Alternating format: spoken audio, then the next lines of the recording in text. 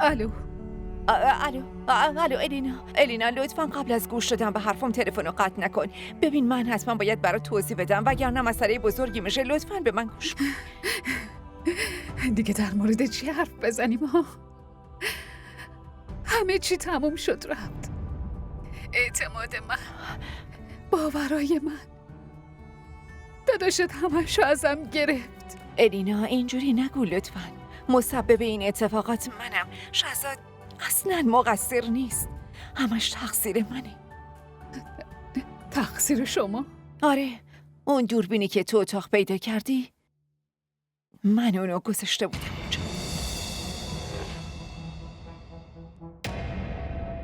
شما گذاشتی؟ چرا؟ برای تو نذاشته بودم عزیزم. اونو وقتی گذاشته بودم که هنا تو اون خونه زندگی میکرد. میدونی چیه؟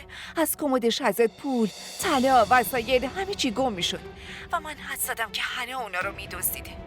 الینا من مدرکی نداشتم که دزدی اون دختر رو ثابت کنم. برای همین تو اتاق دوربین کار گذاشتم. این موضوع رو شهزادم نمیدونه. حتی روحش هم خبر نداره. به حرفم اعتماد کن. شهزاد در این مورد هیچی نمیدونه. آره این اشتباه من بود. یادم رفت دوربین از اونجا بردارم. فرو خانم شما در این چی میگی؟ میدونین به خاطر این دوربین اینجا چه قیامتی به پا شد؟ من واقعا معذرت میخوام الینا. میدونم که مقصر اصلی منم. همش به خاطر اشتباه منه. شما نمیدونین. من و شهزاد، ای خدا چه کاری بود کردم. الینا تو میتونی براش توضیح بدی و راضیش کنی. این وسط فقط یه سوء تفاهم پیش اومده. در این مورد نه من تقصیری دارم نه تو گناهی داری. اونقدر رو هم راحت نیست. نمیدونین اینجا چی شد.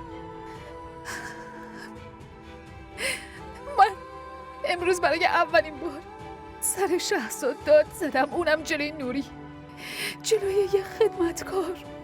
شهزاد دستش رو روی من بلند کرد. درست کردن این آسون نیست. الینا میدونم که درست کردنش راحت نیست. الو گوشی رو قطع کرد.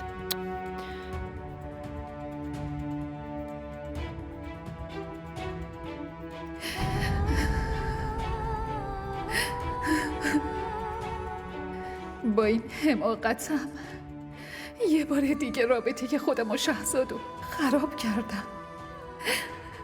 الان با چه روی برم پیشش؟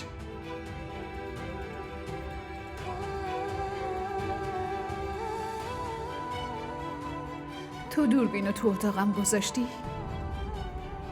آره؟ تو این کارو کردی؟ آره؟ الینا ولم کن. دیوونه شدی؟ من چرا باید تو اتاق خودمون دوربین بذارم؟